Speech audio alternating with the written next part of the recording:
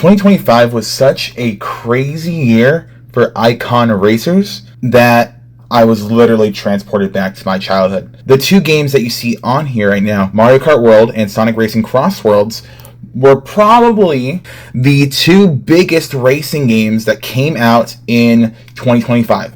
And they did not disappoint completely, while also being completely amazing. So first I want to talk about Mario Kart World. Mario Kart World is obviously the launch title, Nintendo Switch 2's flagship launch, historically $80, which I unfortunately was not able to get the bundle that came with a digital copy for cheaper. So I actually had to pay $80 for a physical copy of Mario Kart World, which I don't mind because I prefer to collect physically anyways. But Mario Kart World, being that launch title, is obviously a really good game to launch the Switch 2 with. I mean, especially since Mario Kart 8 Deluxe came out so early on in the Switch 1's launch, window. It makes sense to have Mario Kart be there as well for the Switch 2. And I don't know if I've ever played a game that is as good as Mario Kart World that is as flawed as Mario Kart World. There's so much to this game and so little at the exact same time, and to demand $80 for it, I think, it just makes me so conflicted about this game. I just want to talk about some of the modes in there. Not too much more in terms of modes compared to like Mario Kart 8 Deluxe. Yes, it does have Knockout Tour, which is a really fun game mode. I mean, Knockout Tour is really good. It does a great job kind of modernizing the Mario Kart format. It's obviously keeping some of those ideas from like Battle Royale, Fortnite, all these other games. It kind of takes a more fun twist on that and presents it in a Mario Kart, very Nintendo-like kind of fashion, which I think is easily this game's best new addition. I think it's also worth noting that the art style of this game is just incredible. The confetti effects coming across the screen. Obviously, this is in handheld mode. It just feels like Mario Kart World does not have enough content to justify an $80 price tag. And so even looking, just, taking a look at your options of gameplay in the actual, game.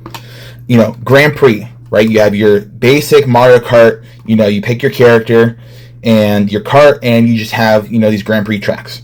And overall, they're really good. I know the intermission tracks, after the first race, going from some of your laps are not necessarily on the next race course, but they're driving to the next race course. I think it's, some people have warmed to the idea, myself included, to that compared to at launch. Especially since launch, Nintendo's made the effort to fix some of those lackluster intermission courses, especially had to do with Koopa Troopa Beach from the Shell Cup. That had a lot of, I want to say, mediocre different intermission courses, but Nintendo specifically went back and updated them and made them better. So it shows that Nintendo cares about Mario Kart World. Thinking about, some of these other modes we have here, Knockout Tour, like I said, is easily the standout. Each leg of the race, the bottom four is eliminated. Makes for a really fun twist on the Mario Kart gameplay. And these are also really good. At this point, you could easily ask why do we feel like there's not enough content? After what I just showed you in the Grand Prix and, the Knockout Tour, that was pretty much it, right? We have Battle Mode, which I think Battle Mode in Mario Kart World is okay. It's a little weird. I kind of feel like it takes some of the DNA of Mario Kart 8 on the Wii U's Battle Mode from just using full-on courses, and taking Mario Kart 8 Deluxe's Battle Mode of using dedicated, actual battle tracks, and kind of does this weird hybrid where, some of not all of them are based on existing tracks in the game, but they're not just on the open track. They kind of modify it a little bit. So it's this weird, homunculus, if you will, of battle modes. And obviously it's good, but like I just played around on Big Donut, it was way too wide open, even with the whole middle section being lava. And with that happening, it's just kind of like, we played Coin Runners and it wasn't really that fun. And I can't imagine, even with 24 people, that it would be that much more fun, especially compared to Mario Kart 8 Deluxe's Battle Mode, where it had way more battle mode options, right? It had that cops and robbers mode. It had that piranha plant mode, right? And here, all we have, at launch, we only had two. We only had balloon battle and coin runners, I believe. I believe Bob-omb Blast was added in a later update as well, which again shows that Nintendo clearly cares about Mario Kart World, but the amount of content is limited. They've already added even to the Knockout Tour, so they've already started releasing, new Knockout Tours, which, I mean, this should have been way earlier, if not already at launch. And there should probably just be a way to make your custom Knockout Tour route, and since all these different maps show connecting the courses, with the intermission tracks, and that's not here also. And so, yes, we're getting free DLC for Mario Kart World, but it's just taking what we already had and kind of remixing it, and it's good, but is it enough? I don't know. It's so good, right? I have free roam mode, which I do nothing in except wait for my next race, because there's nothing truly worthwhile to do in this free roam mode. Like, I get little challenges here and there with the little P-switches, or, certain coins I can get. There's nothing truly that spectacular about going free roam, because there's nothing really worth doing, right? I can get this food and get these different costumes for characters. I can, get cool stickers, and I say cool with asterisks there too, because originally these stickers were not used for pretty much anything. They just added the ability to use these stickers in photo mode, right? And that's awesome. However, they don't really add much, right? It would be cool if they took this free roam mode and even what they had already and made it a little more achievement feely, right? Like, it feels like you're getting achievements, and you kind of are with some of these stickers, but it doesn't really feel like it, because they're kind of worthless rewards. Even, unlocking the character skins and different characters is through food bags. So that is interesting at first, but to unlock all these characters is kind of a pain in the butt. I've had this game for over a year, and I still don't have all the characters unlocked, because I just don't feel like going around as different characters in free roam and eating food just to get new costumes. But overall, gameplay-wise, Mario Kart World has got to be the best feeling Mario Kart game to ever be released. I mean, the amount of polish, the animations, right? Everything about this game is beautiful, right? It runs so well. It takes, what the Switch 2 is capable of, the LCD screen of the Switch 2 in handheld mode, and it still looks beautiful, right? On the TV, it looks absolutely stunning, right? You see different animations like the squash and stretch from drifting in the game, right? I remember in Mario Kart 8 Deluxe, the drifting was, obviously good, but animation-wise a little stiffer. And so the feel of this game overall is just stunning. It's absolutely amazing, right? And so this was, 2025's, one of its biggest games was Mario Kart World, but not its only game. Sonic Racing Cross Worlds is another extremely good kart racer. Some people kind of, dog on it, right? But there is no denying the absolute quality of this game. I think Sega, and they've done a really good job over the years. I'm not saying I'm someone who's played every single Sonic Racing game.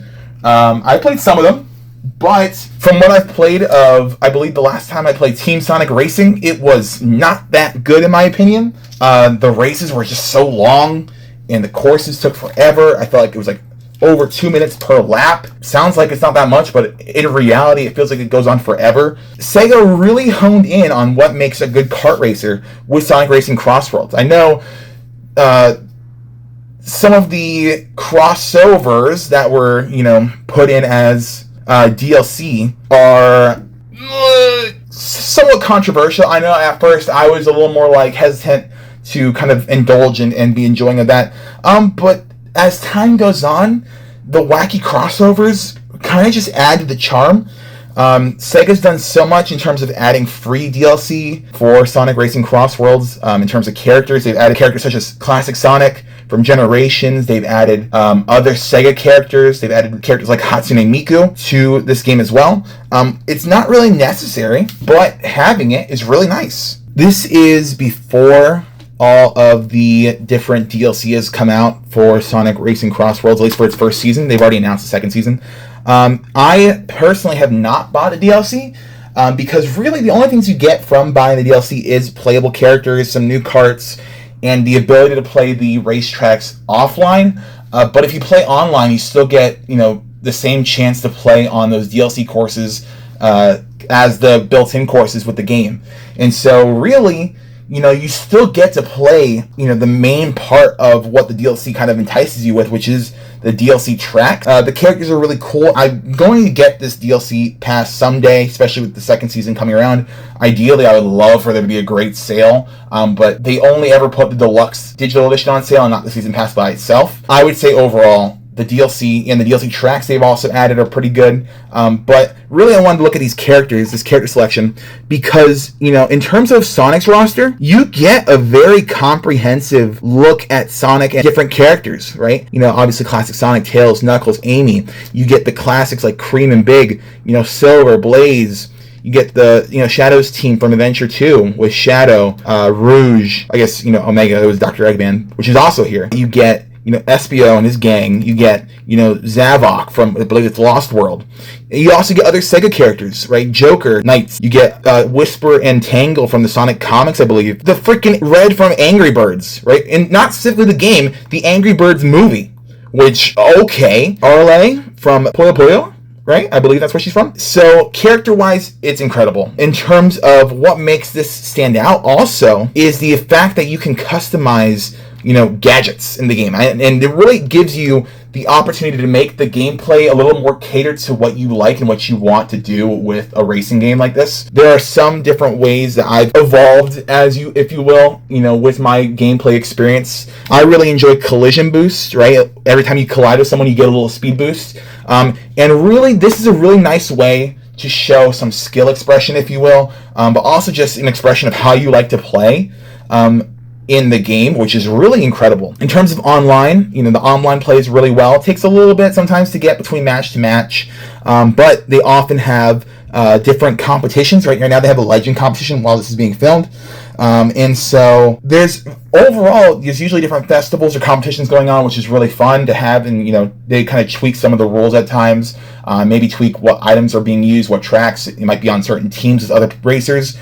So really, in terms of the support that Sonic Racing Crossroads has gotten, it's a really well-supported game. They've already announced the second season of DLC after this first year, year 2.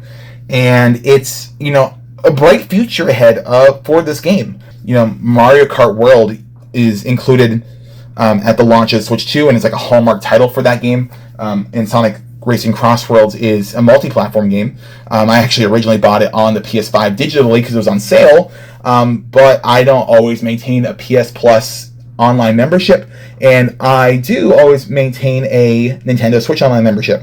And so when they announced that, I have the physical Switch version, but when they announced the Switch 2 version of this game is coming out, and they actually, for once, had a Switch 2 upgrade pack for this game, and because they don't do that with all the games, especially not Sega, I kind of jumped on that opportunity to get it again on the Switch. So I technically bought this game twice, which should hopefully show you that I think this game is really good. I'm going to say it doesn't feel as good as Mario Kart World. Mario Kart World is just a really, really, really solid feel to it. And I think with the gadgets, you can make this game feel really good for you as well. I'm just not going to say it feels as good as Mario Kart World, which is just control-wise perfect. But yeah, Sonic Racing Crosswords is a really good game. You get to customize the machines kind of similar to how you could in Mario Kart 8. So Mario Kart World kind of went back to older Mario Kart style where you pick just pre-selected, pre-made karts. Sonic Racing Crosswords kind of takes the best of both worlds because you get different sets that make a complete car, and you can customize them if you would like to, have different parts, different stats, combining different pieces, or you can just have, the full cart, right? The Stealth Chaser or Speedster Lightning. And they have different categories like speed, acceleration, handling, power, boost. And boost also has the gear from Sonic Riders, which is a super fun callback. Some of the characters like Jet and Storm and Wave from that game is also here.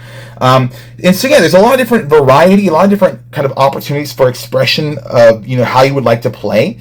And I think all these things together make for a really solid kart racer, right? In 2025, a year as big as 2025, to have not just a Mario racing game that is, so good, but a Sonic racing game that is so good, and Kirby Air Riders.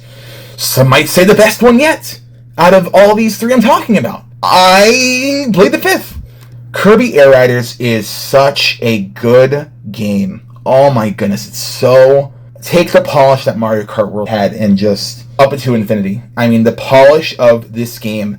This game is such a complete experience, which I would say something like Mario Kart World is lacking a little bit of that complete experience. It feels like we need a little bit more in that game in terms of single-player opportunities, more modes, something to take advantage of that open world. While this game leaves you wanting more, which is such a good thing to have. And at the same time, a little deflating when there will never be a DLC for this game, because before the game ever came out, during one of the Kirby Air Riders Directs, Sakurai said, hey, this game's coming out at launch, complete. There's going to be some events here and there. We'll support it for, I think, the first year. But other than that, no DLC. The team will be disbanded. Enjoy. Kirby Air Riders is such a great game. It has a variety of different gameplay modes. Obviously, the first three are based on what came out in the original Kirby Air Ride. Air Ride, Top Ride, City Trial. And all three of those modes just up the level from Kirby Air Ride. I actually only have a digital version of Kirby Air Riders. I have a physical of Kirby Air Ride, which we'll talk about in a little bit as well. But this game is just so good. Road Trip is the story mode, has stunning cutscenes. It kind of takes the best out of all three of your previous modes and puts it into a story mode. You get so many Kirby references throughout the whole thing, and it's just so good. The online is so good. Sometimes takes a little bit while to get other players, but when you do, it's just such a good time. And then there's Top Ride, which didn't need to be here, but it is because it's the complete version of Kirby Air Ride, and it plays really well, and you'll never find a match for it, because most of the time people don't play Top Ride. And while it is a shame, I get it. I don't always play Top Ride when I log in. Oftentimes I'll go in, I'll play Air Ride, then I'll play City Trial, and then I'll log off. But Top Ride is such a good mode. Air Ride takes all the courses from that GameCube game and doubles the number. So instead of the 9 courses you get from Kirby Air Ride, you get 18. So you get all the 9, even this terrible course, Nebula Belt. That course is garbage, but you still get it, which is great. And all these courses from the original game are just absolutely stunning visually. They really upped the graphics. The new 9 courses, each of them are stellar in their own way. They're each very unique stylistically and just course feel. So Air Ride is just so good. Your character selection, in the original Air Ride, you didn't have many characters to choose from. You only had Kirby, DDD, and Meta Knight. And DDD and Meta Knight played very differently than Kirby did. But now you have this whole roster of just awesome Kirby characters and Kirby representation, including, Meta Knight and King DDD, such as, in the first game. But the really cool thing is that all these characters can get copy abilities while racing, or while in City Trial, or while in Top Ride, unlike the original game. So they've taken things and just really upgraded it and made it modernized, and took that original GameCube game and just really completed it, and then some on, the Switch too. Top Ride is a very fun arcadey racing kind of mode. It's like Matchbox cars. It's very fun as well. All the courses are based off of the new Air Ride courses. They didn't bring the Top Ride courses back from Air Ride because they weren't anything special, so you're not missing anything from that. But they, fleshed out Top Ride. You're able to use, different items, and they have some exclusive items in there as well. Power abilities. You're able to choose different stars. In Top Ride, you couldn't do that really before. It just kind of depended on your control scheme is what you were choosing in the original. And so Top Ride plays way better, even though it's often forgotten. And City Trial, oh my goodness, City Trial is so good. City Trial and Air Ride alone, having those two modes, this game is incredible. Having Road Trip as this epic story mode, yeah, gameplay-wise, it's just taking, these 3 modes and making them almost, I would think of WarioWare micro games, making those little challenges in the moment while you are, kind of going on this road trip. I'm not going to talk about the story because I think the story mode is something that should be experienced for yourself because it's just so good. But there's so many extras in the game as well, right? You have the checklists. You have the checklists of different tasks and challenges for each mode, including online, that you can complete. And you get different customizables for things like your machines. You can also customize your license, which is like your gamer tag. You can get different machines off the machine market with the miles that you earn. The miles is the form of currency in the game. The designs of the machines that people put out online are just insane. So really, there's just so much love, so many little details I didn't even talk about, like the gummies. They're just little gummies that you get to play with. So you just get to play with different gummies and literally do whatever you want. I say whatever you want. It's very limited. But it's just fun. They just put so much love and care into this game. And it's just truly special. Having these 3 racers come out in 2025 is just so incredible, right? All 3 of these came out the same year. Each of them play so differently and have different aspects to them, which really I think you can enjoy all 3 separately. But having all 3 and cycling through them based on your mood, I think just does so much to intensify the enjoyment of each game. And really, one thing I wanted to point out is that these 3 games, or these 3 franchises of racers, really take me back to my childhood. Mario Kart, Sonic Racing, and Kirby Air Ride, the original. And so I kind of want to talk about that real quick. Mario Kart Double Dash on the GameCube was the Mario Kart I grew up playing. Sonic Riders was such a fun, kind of controversial to talk about because some people don't like Sonic Riders. It's a little janky, but still such a fun racer. Mario Kart Double Dash having, obviously it's Mario Kart, so it's really good. It's a little slippery based on today's standards, especially comparing it to Mario Kart World. But it has the 2-character mechanic. You can even play multiplayer where you're both on the same cart, and one person's driving, one person's controlling items. Very good games. And then Kirby Air Ride, I only have the disc for Kirby Air Ride at the moment. Even though this is my childhood copy of Kirby Air Ride, I actually need to get a replacement case for it. But, these 3 series of racers have impacted me. Even when I didn't like racing games all that much growing up, which is weird to say now, because I love them. And I love all 3 of these games. I think Double Dash I probably had beef with at some point because I just was not good at the game. Sonic Riders I actually always liked, and Kirby Air Ride I grew up liking. And so, having these 3 series or franchises at least return in some form in the same year of 2025 and be as good as they are, right, in their modern renditions, actually just makes it easier to go back and appreciate, these games before. Double Dash was for a long time called the best Mario Kart. I don't think I would say that that's the case. I think there's actually a good handful of Mario Karts that are better than Double Dash. But still, such a solid entry in the series. Sonic Riders, I still love Sonic Riders. Part of me probably would still even prefer Sonic Riders to Sonic Racing Cross Worlds. But that's not to discredit that game. It's just I like how Sonic Riders does something really different compared to the other racers. In Kirby Air Ride, I actually, I grew up loving City Trial especially. I went back to it on my own years later, and I remember just saying Kirby Air Ride was overhyped. Like, it was just not that good like I thought it was growing up. That's when I played on my own, and so it obviously wasn't going to be fun because it's not really meant to be played on your own. You play it with some friends, though. I went back not too long after, played with a friend of mine, and had such a fun time. And that was actually leading up to Kirby Air Rider's release in 2025. And so, knowing that all 3 of these games from my childhood still hold up today, but then got these modern versions and modern renditions in the series of racers, it's just truly special. And so, I just love these racing games. I can't wait to see what keeps coming out. I'm sure Mario Kart World is going to get DLC, paid DLC, I should say, and more updates. We already know Sonic Racing Cross World is going to keep getting DLC for now.